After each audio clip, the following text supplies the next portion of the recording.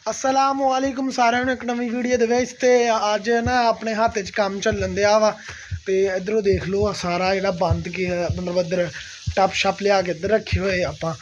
ਤੇ ਤੁਹਾਨੂੰ ਕੰਮ ਚੈੱਕ ਕਰਵਾਨੇ मसाला बना घोल के रखा है मिस्त्रियों ने वो ऊपर चढ़ गया ठीक है आ पिलर ना इन्होंने दोनों नाल थोड़ा जिहा ऊपर रखना ठीक है इनके नालों इनके उपर आप कंक्रीट की छत पानी आ 6 पिलर कड्डे हैगे आ तो इहदे विच ना आप इत्थे करके पानी वाली खुरली बनवा लैनी है इस पिलर के लागे ठीक है। उस तो बाद हत्थ ते काम चलन दिया तो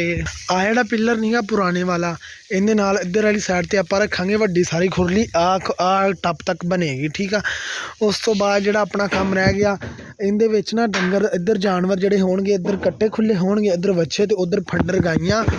ठीक है। परले तीसरे खाने दे विच इस खाने दे विच फंडर गाइयां खुलियां होणगियां इधर वो जानवर होणगे जिहड़े दुध देण वाले होणगे वो परले हिस्सा आपां ऊठनी वास्ते कर देना कि वो परले पासा ऊठनी वास्ते खुला कर देना। वो जिहड़ी जिधर अपनियां लकड़ां पईयां लकड़ां उत्थों सारियां चक के ना वो जगह ते आपां ना जिहड़ी फसल आपां बीजदे आ उन्होंने ना सुकाउण वास्ते ना इत्थों रख के रूटावेटर तो सारी इत्थों तक जगह ना आपां कवर कर देनी है। जानवर उधर खुले होणगे आपे ही बह जा करनगे नाल काम घट जाएगा वो तो इधरों जो इदा काम हो जाएगा वो ज़्यादा बेहतर हो जाना ठीक है। तो अपना होर तुहानूं चेक करवा दिन्ने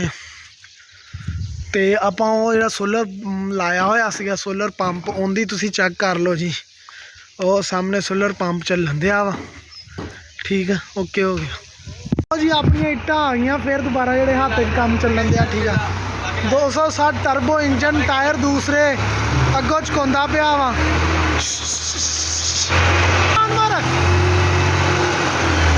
और चुकोया ये